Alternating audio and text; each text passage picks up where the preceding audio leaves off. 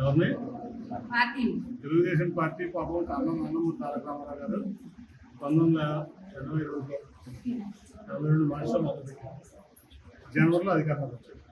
9 నెలల్లో ఈ బాబు కొడుకు ఏం చేశారంటే పూర్తిగా కుర్చీలు మడపెట్టుకోవడం కాదు, పార్టీని మడపెట్టారు.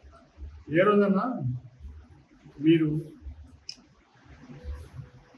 తెలుగుదేశం పార్టీ రాజ్యసభలో లేకపోతుందని ఊహించారా? మీడియా ఊహించారా? ఊహించలేదు కదా. ఇక్కడ ఖాళీ అయిపోయిందిగా. రాజ్యసభలో టీడీపీ 0, అవునా?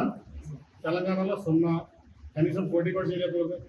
అంతకుముందు బీజేపీతో కలిసి పోటీ చేసావు 14, తర్వాత కాంగ్రెస్తో కలిసి పోటీ చేసావు 18. ఇప్పుడు టీడీపీకి తెలంగాణ 0, రాజ్యసభలో 0, నెక్స్ట్ ఆంధ్రలో 0.